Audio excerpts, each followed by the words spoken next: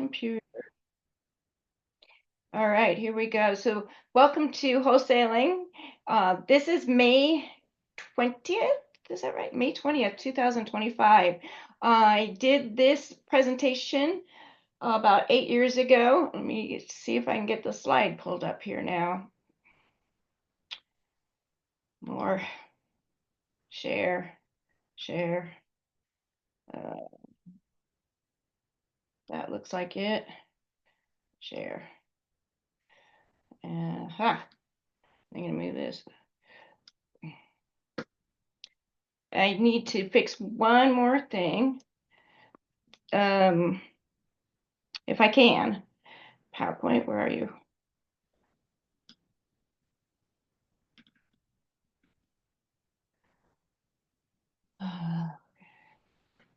That's funny.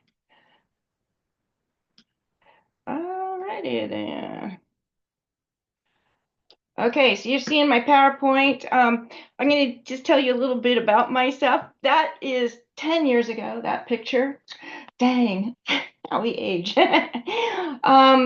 I graduated in 1983 with a marketing degree, not a poli-sci degree. I find that negotiations has a lot to do with maybe if I'd done a poli-sci degree, an attorney kind of thing, I would be better at it. But I am an avid learner about communication and the power of persuasion. I believe in a few things like since then I've learned about Socrates. I've learned about there's 4 types of learning behaviors. You might have heard of NLP, Neuro Linguistic Programming, and I believe that these are subjects that could have been taught in public school that are not taught. They did have a debate class. Maybe when you were in high school too, you noticed the debate geeks. I was not one of them, but later in life, I can see how it would have been really helpful to been in debate after school. I see. There's things like you might have heard of Gambits. I'm going to get into logos, ethos, and pathos as part of the Socrates stuff. So let's move on. Hold on to your seat and let's see where we go. Where do we negotiate? I need to get rid of this. We negotiate everywhere, pretty much. You negotiate with your friends, your family. As a little kid, you might have started negotiating, especially as a teenager, to get longer curfews. I had one of my sons, a 2-year-old. He was really great at negotiating too. He still is. But there is negotiations that we do throughout our lives, and that's not unheard of. But we negotiate differently depending on if we're negotiating with strangers or family, associates at work, or our friends. Wouldn't you agree? I'm looking over here because that's where you guys are at now. I'll see if I can move you. All right, let's see. Yeah, I'll agree with you. Okay, thank you, Jimmy. Appreciate it. Okay, but the first thing you got to know about negotiations with a stranger is the first impressions count. And in this case, wholesaling, we're talking about talking to usually strangers, right? Your first impression matters and your last impression matters. And the stuff in the middle doesn't matter as much. So we call this is called the primacy and recency effect. The primacy effect is that you see here on the chart that the person that you just met will remember about 90% of things they noticed about you when they first met you, when you first introduced yourself, when they first laid eyes on you, all right? Their first impression, they're going to remember a lot. In the middle, they start to decline, and you probably have heard of this in other studies about how we lose our attention, and sometimes we don't even remember 4% in the middle of a speech or something. And then when you leave and say goodbye, they're going to remember a good 80% about that. But what is it that they remember? Is it they remember how you walked? Is it they remember the color of your skin? Is it they remember how you wear your hair? Is it what they will remember when you leave them is how you made them feel. So this is the most important part about the primacy and recency effect, is how you make them feel. Do you make them feel good about themselves? Do you make them feel like they want to see you again? These are very important. And I think if you're taking notes, the primacy and recency effect is probably the most important thing you can take a note about right now. But we're going to go into the 5 keys of successful negotiating. These 5 keys are awareness, and awareness is pretty big. Destination key, the agreement key, which is what you're thinking you're here for, right? That's in the middle, right? We're not going to remember it. And then there's the nonverbal cues and verbal cues. So we're going to move into each of these and kind of get them messed up in between. So we first talked about the primacy effect, and now we're looking at the awareness key. The key to successful negotiations is awareness. It's your awareness that's the key. You need to be aware of what's going on with the person that you're talking to, with the person you're approaching, what's going on in their atmosphere, what's going on in their head, what are they thinking about. So you are looking for clues, you're looking for cues. You're listening for clues and you're listening for cues. So all of these things are, probably have heard of it before, but it takes practice. When we are aware, we can use the momentum of what's around us to get further down the road into this negotiation. All right, so the way I look at it is there's 3 doors. When you're at the door, all right, Barbara and Emma, is it? We're at the door today. The door is closed and you've knocked on the door and you're trying to talk to the maybe seller, and the first thing they're going to have on their mind is, I don't know you, do not enter. So we got to get through that first door. What you need to know is that you don't need to be impressive at this point. To get through the first door, you need to, let me see what my next slide is. Hang on a second. Oh, no. Okay, we're going to go through this one a bit. They don't know you, so what are you going to do is you're going to try to put them at ease. You're going to try to tell them why you're there, but not be intrusive, right? How do you get them to just know you? Tell them why you're there and say something nice, all right? The I don't trust you part, okay? The I don't trust is a very important door. So at this point, you need to show that you are respectable, that you might put in words that you respect the community that you're standing in, you respect the situation that they're in, you respect that you're on their porch, that you're knocking their door, that you respect. So those are things that you can help to build trust. They are more likely to trust somebody that is respectful of others.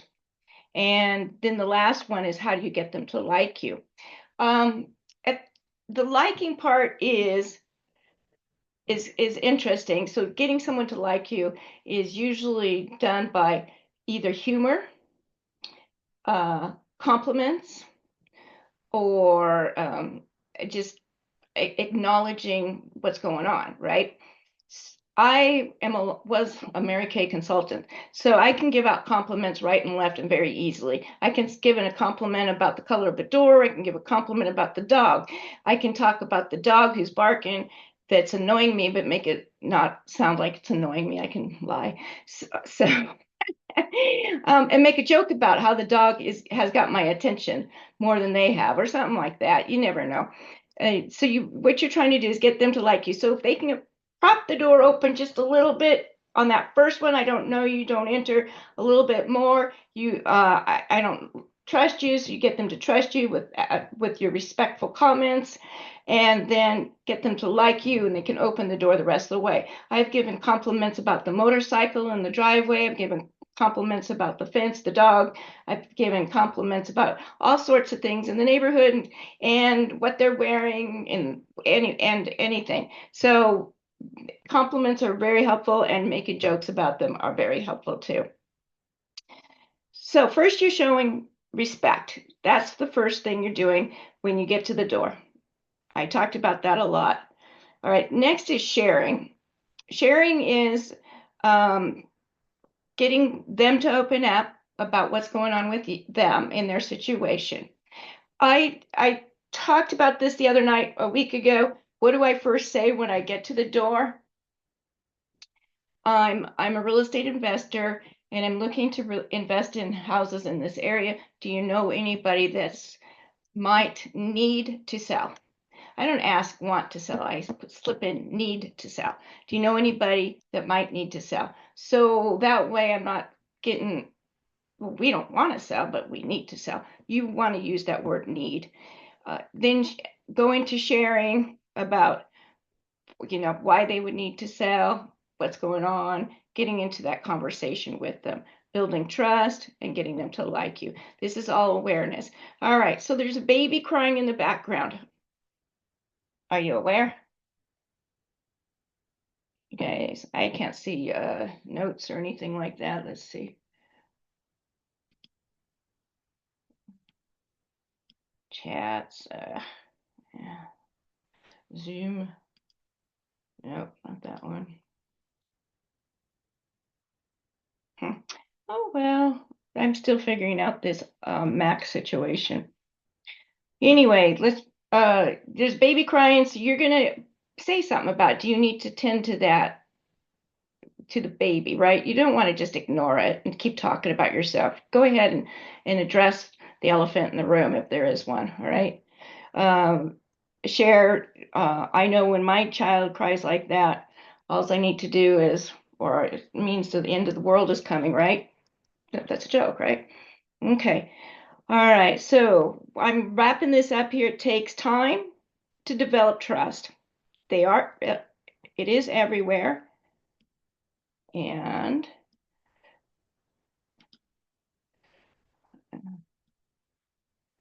okay, I'm still trying to figure out some things here. You're trying to get to respect, trust, likability. The door opens for you. Whew. All right. If I could see your chat, I would say put in the chat. Is it this? Put in the chat. Well, where are my young people when I need them? Okay, who is most important when you're talking to sellers? I know y'all know the answer. Is it you or the seller? The seller. It's the seller. Who do you talk about most? You The or the seller? seller. The seller, right, Tuan? Whose needs do you need to talk about? The Yours, seller. What? the sellers. Okay, we're moving on to the next part, which is about the needs. I thought I was. Okay. Whew. All right. How do you get the seller to talk? There's the point, right? A, take on an agreeable disposition. By this, I mean mirror mannerisms, mirror vernacular, and find common ground. All right, so let's say the door is open about this far, enough for you to see the person behind it, and the screen door is still closed, all right, in this case. And they're standing with their arms crossed and their feet 2 feet apart, 1.5, 2 feet apart, depending on how tall they are. How can you have an agreeable disposition with that manner? The answer is to copy him. All right, he's looking straight at you, you look straight at him, feet the same amount apart, and your arms crossed. All right.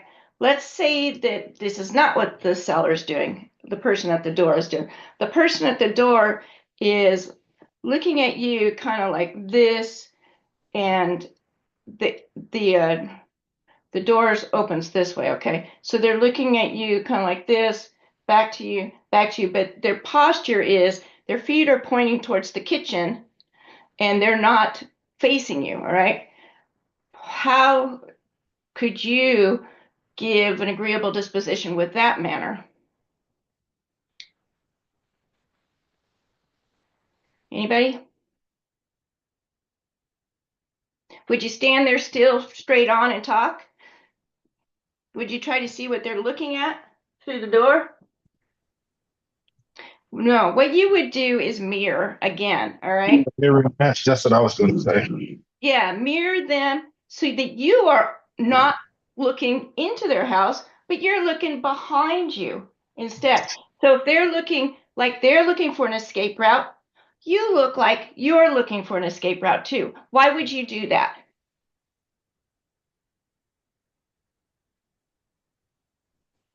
You do it so that you don't appear like a threat, right? It's like you have common ground with them. You're agreeing with them. You're trying to have common ground, but you're trying to, like, so if they look like they're trying to escape back to the kitchen, you look like you're trying to escape back to the car, okay? Yeah. Until you get to the point where you go like this and you see them go like this. Then they're ready to move on. Let's talk about vernacular or even accents. They're using words that you don't normally use, like gosh darn and oh what the F. So you're gonna use words that are similar to gosh darn and oh what the I can't believe those, people. Whatever. So you're just trying to get common ground again with the way they talk. They have a bit of an accent. Well, then let your crisp northern accent fall towards the south a bit, okay? Does it sound fakey to you? We're just trying to make them feel comfortable. That's all. Wouldn't it be a little more genuine to approach in a more comfortable way, which is the way you normally? I mean, it just seems a little dishonest. What it is it might seem dishonest, it might feel dishonest, but if you can just fall into their rhythm, if they're talking slow, you're talking slow. All right? Just fall into their rhythm. What you're trying to do is make them feel comfortable about you. So just think of it as a rhythm kind of thing. Is they're talking fast, you're talking fast. Don't go slow if they're talking fast. So you want to talk fast. So you just getting into their rhythm until you guys can make it feel comfortable. And again, you can just test things out by asking a question and seeing how long it takes them to answer, or doing the mirroring thing with your hair or what have you. This gives you common ground, and that's all we're trying to do at this point is find common ground. We're not trying to look like a salesperson. We're not trying to look like a professional. We're not trying to impress them with our logo on our shirt or anything like that. Although you might have all these things, you just are trying to make them comfortable. Any questions? No. Okay, so we're going to ask questions now to the proposed seller. We've got common ground. We've heard about what's on their mind, but we don't know really what's on their mind. So what we're going to do is we're going to start trying to get on the road with them. We call this the destination negotiations. So we're trying to figure out where this person wants to be and ask them questions to get them that way. So again, they're still talking about themselves and you're not talking about yourself. So we call this the win-win. We're going to get on their train and we're going to get on to the destination negotiation train. Oh, let's see here. I'm over here. This only means that you are trying to understand what they really need, what really is going on. So like for Barbara, and sorry if I don't remember if it's Emma and I don't have everybody on here anymore. You got it. It's Emma. Okay, thank you, Emma. is that you knew that the person was going into pre-foreclosure. What do they need? Do they need to just have somebody pay off their arrears and you give them a loan. I mean, I don't want to go into that.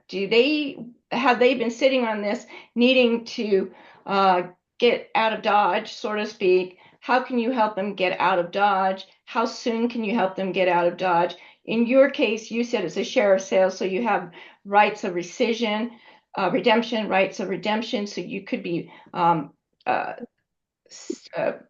buying their right of redemption and helping them have some cash so they can move. These are kind of things that are cool about that.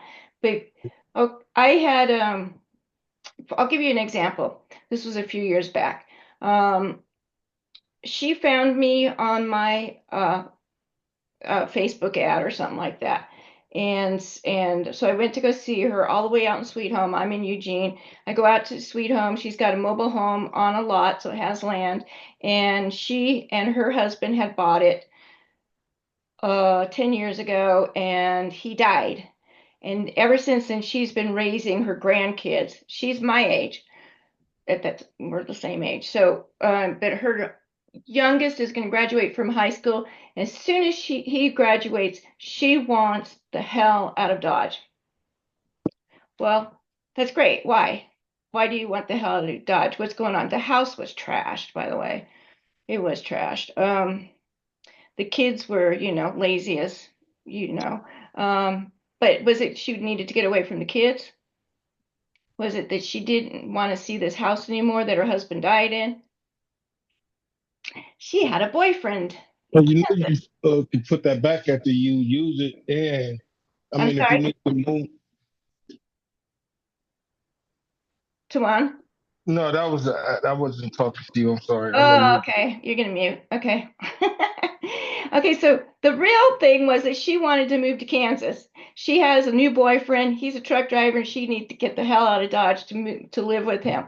That's what was going on. So, with me knowing this, I can refer to that as I'm negotiating. It's like, well, this gets you one step closer to Kansas, that kind of thing. So always keeping that in the front of my mind. That's what her real reason is. It's not that she didn't want to be with these kids anymore. It was that she wanted to get to Kansas. So I asked her on this first meeting and spent some time with her looking at everything. And then I said to her,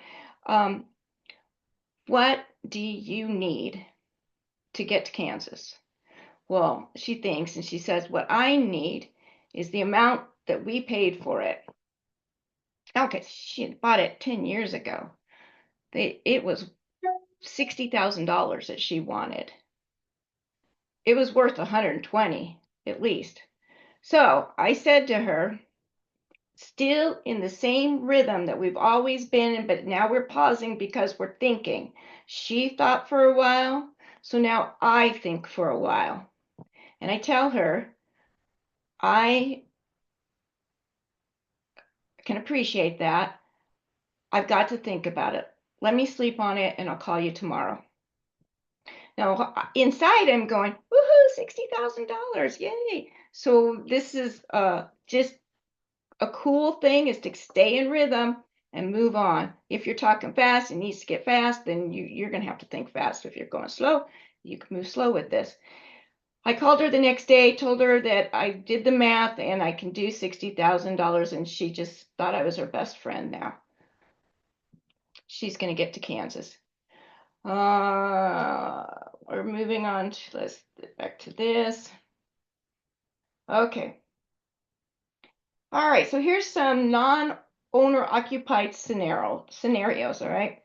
The reality is seller doesn't like dealing with tenants and vacancies. Okay, so this is a tired landlord, right? Non-owner occupied. What do they want? Do they want to go to retirement? Do they want to get in that motor home and travel the world? What is it? So you need to cue in on that. If their destination is to just not be worried about things all the time because this has just been driving them crazy, then that's what you're offering.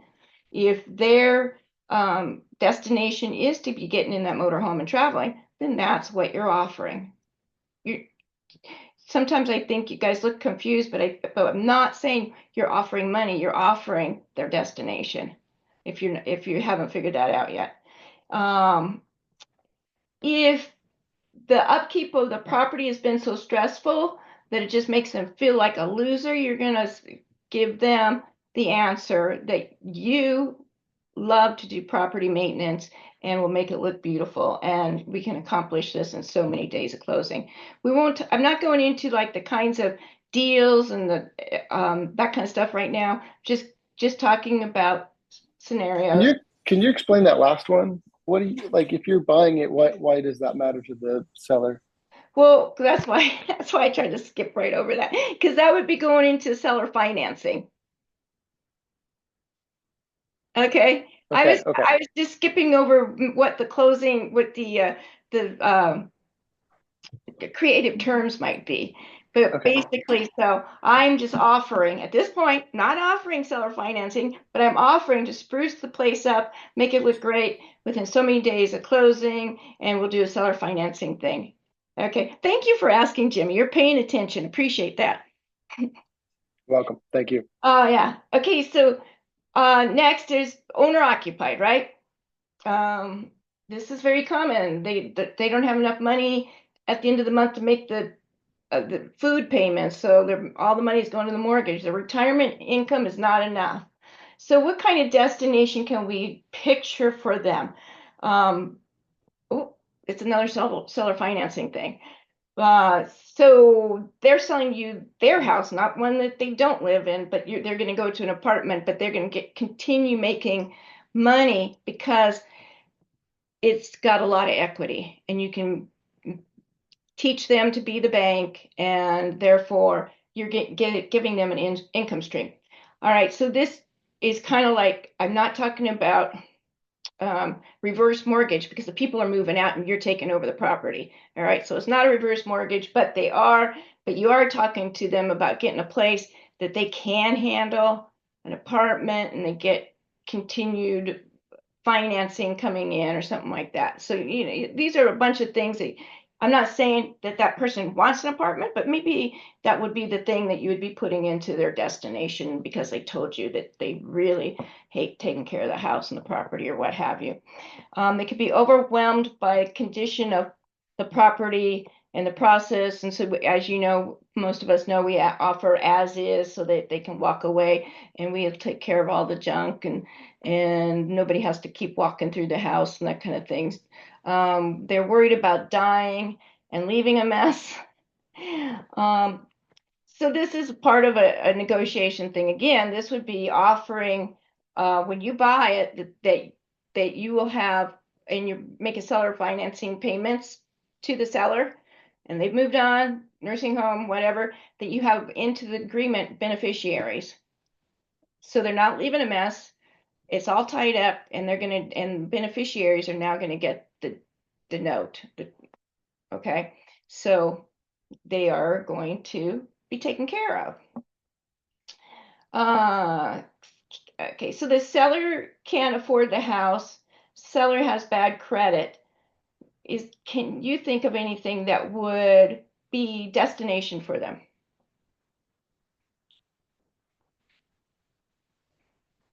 Dan, you have that flying saucer over your head. You must have a light bulb in there. Or you're asleep. What was the question again? The seller can't afford their payments and they have bad credit. Can you think of a destination for them that they might be interested in? Well, you don't know at this point, obviously, but maybe it's A motel? maybe it's an RV to live in. Yeah. Yeah, so It's just such a tight rental market right now it that, is. And when I made this, when I made this PowerPoint, it was not. It was a buyer's market for yeah, sure. so I'm kind of drawing a blank, but Yeah, sometimes you can get into an RV place and they yeah, don't check credit, right. Yeah. but then you got to buy the RV. Yeah, So you just but have you to bought the provide for house so that. they can afford the RV. So yeah, so now they can, What yeah. about like a mobile home, modular home? Oftentimes you can get into um, lower cost housing that way. You still Right. got to qualify for the lot. Okay. But moving out of the area will often, drop the cost. It just kind of depends on what their goals are. Right. Sometimes you can recommend, hey, do you have any family? You know, what if we built you a tiny house behind your family's backyard or something? That's creative. That's very good, Dan. Yeah, very good. Uh, and I gave you that example earlier about the woman wanting to move to Kansas, so needs to move out of town. Well, why do they need to move out of town? And they want to live with someone else. So you just focus on those things. Okay, we're moving on to means of agreement. Woo! Available means of agreement. Um, what we're looking for here is probably like, is it the money? Is it the time? Is it the as is? Is it the getting out of everything that's a mess in your life and getting to start over? So these are looking for the available means of agreement. We've pretty much gone through that a lot. Now what we're going to go into is the person's personality. There's things that are about a person's personality that you might never have noticed, all right? So Aristotle coined these terms ethos, logos, and pathos. They're the three appeals. They're the means of persuasion. Let's see what I got next. Okay. Ethos is otherwise known as the ego, all right? What they think about themselves is very important that you agree that what they think about themselves is what you think about them. So they want to see that you trust them and that they have authority, all right? Isn't that crazy? I'm more of a pathos person, so I'm more into the emotional. Uh, how's it make me feel? How's it make you feel? So if I'm connecting with somebody, I'm probably going to first go for the pathos and not even notice that their main appeal is ethos, which is the ego again. I might think it's all about nicey feely stuff. But you want to center yourself back into the circle of persuasion and take a look at the seller in this case. It might be that they are a logical person. Their main appeal is logos. So in that case, we're talking things like math, um, does it make sense, reasoning, and that kind of thing. So let's see, here was my next one. Ethos. Back to this. Ethos is the ethical appeal. It's ethical. Means to convince an audience of your credibility or character, but you've got to get into their realm of how they see the world. Also reference the ego of the seller. So you want to, if the seller is needing pep talk, you give them pep talk. You appeal to their credibility and their character. And I did two little contrasting pictures of what one person's ethos might be like and another's, right? But you can tap into that seller's moral standards and you can persuade them by working with that. When I do this live, I do a breakout session and it makes more sense. I'll move on to logos. The appeal to logic, which means that you need to come in with logic, reasoning, persuasion of that sort. How much do they owe? How much equity do they have? How many payments are they behind? Are the taxes paid? All these things might help with logos. How much did the neighbor sell their house for? They might be thinking on that kind of path too. Now, pathos, like I said, is more like me. It's the emotional appeal, means to persuade an audience by appealing to their emotions. Here's a McDonald's clip appealing to emotions in so many ways with the Happy Meal. Let me think about if I can think of something that would be okay. So say I guess that woman that I talked about in Sweet Home, that was pathos. She wanted to get the hell out of Dodge, and that was her passionate reasoning for selling the house at rock bottom. And so I just say, I get it. I get it. I would do the same thing, right? Just agree with that decision. Okay, here we go. I got a good comeback for people who say, well, my neighbor sold. I say, well, your neighbor's not writing checks. I do. Well, my neighbor sold, yeah, but logically speaking, you can use that because that's the way they think. Logically speaking, um, their house wasn't missing a front porch, wasn't needing new paint or a new roof, that kind of thing. So if they're logical, you can just say, well, logically speaking, or logic would give reason to. Well, the reason their house went for that much is this much. Okay, so here's some arguments for logos. They're a logical thinker. Can you think of anybody that you know of that's more logical thinker than anything else? Yeah, Jimmy's nodding his head. He can't. Okay, my husband's like that. He is an IT guy. He's fact driven. He's numbers driven. He's spreadsheet driven. All that kind of stuff. So I get a lot of my practice with him with persuasion. All right. It's really fun now that we've been married 20 years, 21 years, is that it's so easy to jump on the train with him. Ethos. Okay, so I notice I have this separated, number 2. So we're going with ethos there. Personal anecdotes. Why me? This is just like something that somebody who's thinking about themselves. Why is it always me? Oh, woe is me. So you can give them client testimonies about how you help somebody. You can give success stories to that person because that person is thinking about themselves as a success, maybe opposite of the why me, but they need to be a success story. They need to have it, you have a track record because they don't want to look stupid. They want to make sure they're making a good decision. You might even talk about who your partners are. I will throw in my title company and say this is who I close with. They're the best. Da da da.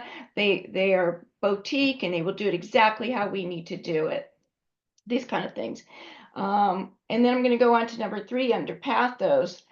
A pathos person, emotional person, they like stories. They like to hear the winner. They like to hear about how things go from negative to positive. They like to hear the hero story, that kind of stuff. So you want to lead with that. If they're angry, you want to get angry with that whoever it is too, and then turn it around so it's agreeable. That can be hard. It can be taxing, but it's doable. Checking my time. Okay, number 4, delivery is eye contact, body language, vocal variety, and poise. And I already covered that with the doors, getting the door open. Delivery, coherence, body language, voice, making your voice match theirs. If if they're monotone, I'll be monotone. Man, I have so much to share with you. Let's see if I can get through to it. Okay.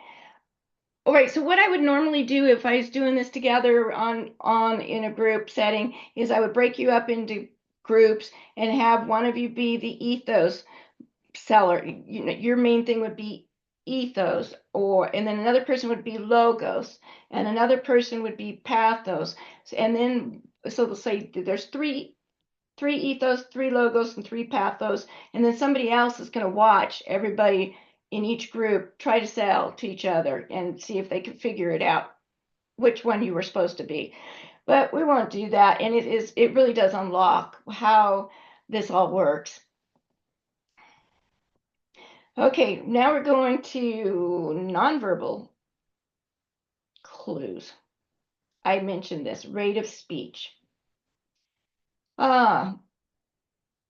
This is I don't remember where this came from, but it was a professor that teaches negotiations out of Washington University, but rate of speech, body language, posture, pitch, and tone all go through our cortex, and we all notice these things when we're talking to people.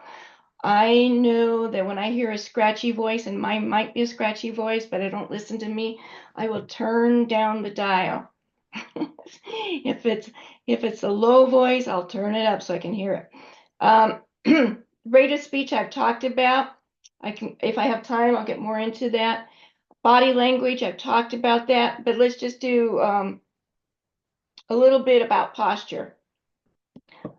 Let's say you're sitting at the table now, and the seller is sitting there with his hands on the table, looking down. You're sitting across. Now, you don't know what that seller's thinking about, but he's gotten quiet. So you're going to sit still with your hands on the table, looking down deep in thought until the seller comes up and gives you a clue. It works. It really does work. Let's say the seller is leaning back like Jimmy is there and at the table, and you're going to lean back then too. Just an open posture. They're open, you're open. They're nodding, you're nodding as you talk. That kind of stuff is just matching. Tone, that could be like, does their tone sound like they're hiding something from you?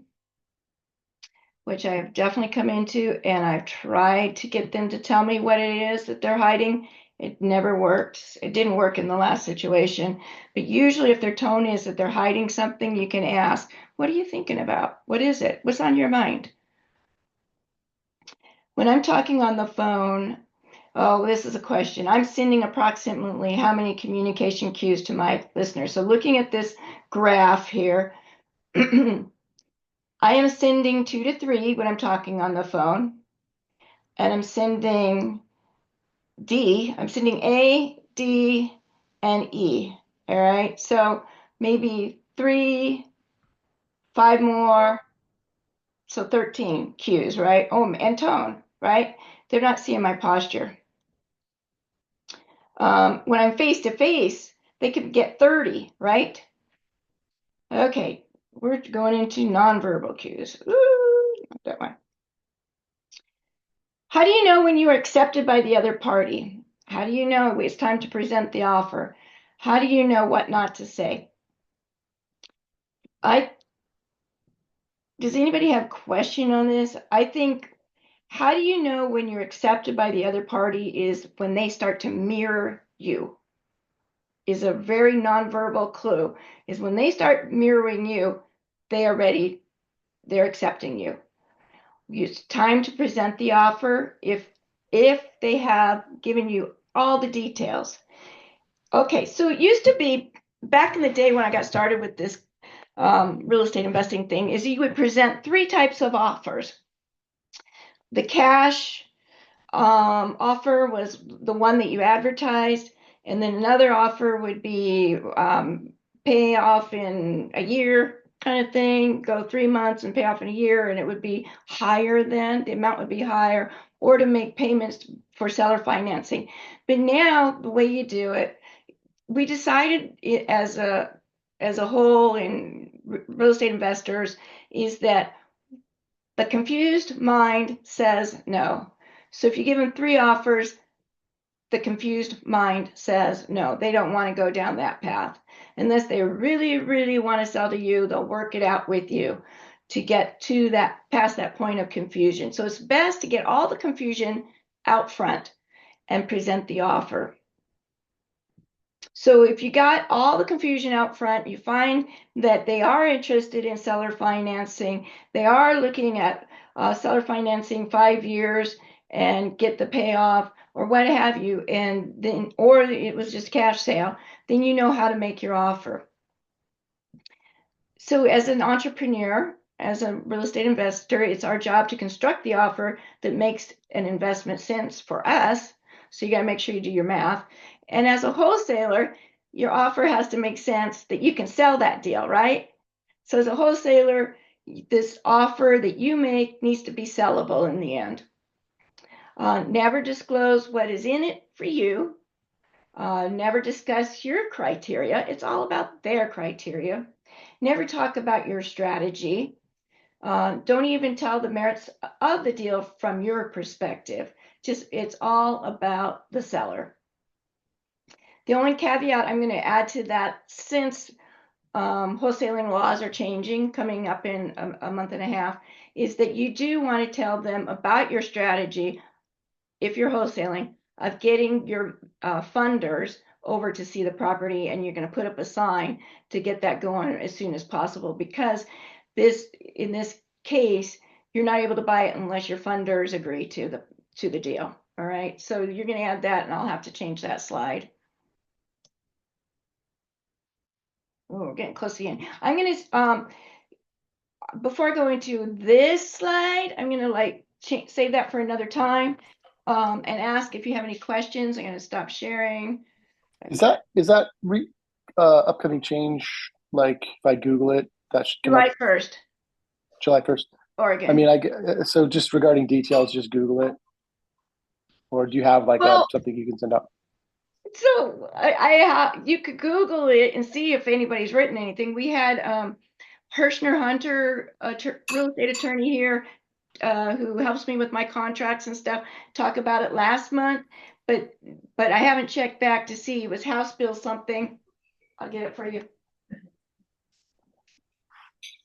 House and how to stop my screen share. There it is. You could Google. Hey, Grace. Yeah. So I forget his name, but he was at one of the real estate deep dives. He was a broker. He has a page on YouTube, and he breaks it all down like in a couple of different videos. Breaks what down? The new laws that's Oh, going into effect. He's a broker out of Oregon. I forget. He was at one of our deep dives over there on Pearl Street. I forget his name though. really? Okay. Yeah, yeah, he has He's at a videos on deep dive. YouTube. He's a broker, and he did a couple of YouTubes on it. Okay, it's called. This is it right here. I can't see that. I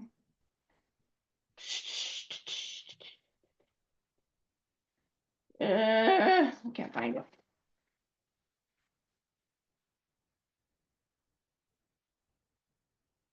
Maybe this is not the right one.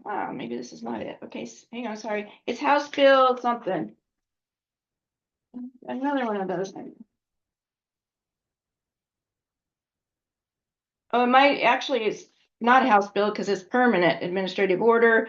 REA, like real estate agency 4-2024.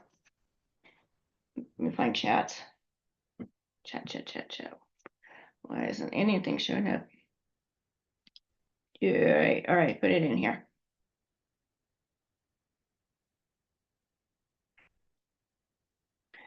Oh, thank you, chat. Okay, this is Oregon, REA 4-2024, chapter, 863. And you could Google that, all right? The law is in there, but not how they're going to run it. That's last heard, and that's last time I checked, that was 5 weeks ago, all right? So the attorney was saying that if he's not positive that the real estate agency will get the actual manual out for us to do the correct wholesaling terms, but as like, okay, so the big thing is the disclosures.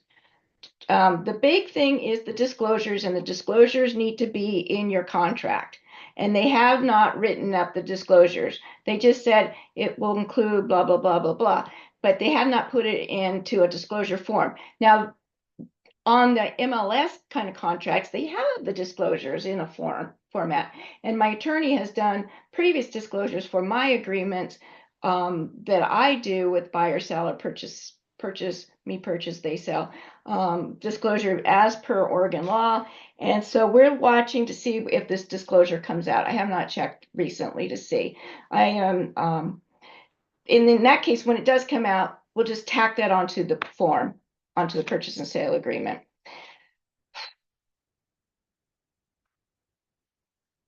Any other questions?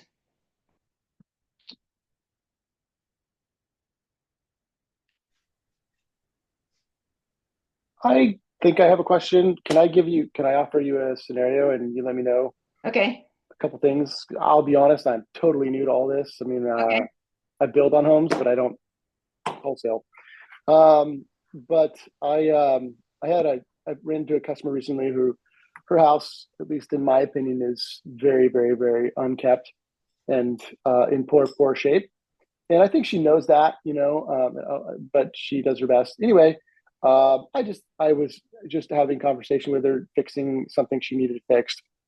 And she had mentioned that she had thought about selling before. And so I kind of went into that conversation and just helped to understand more about where her needs were and what she was looking at. But one of her hurdles was, well, where do I move to?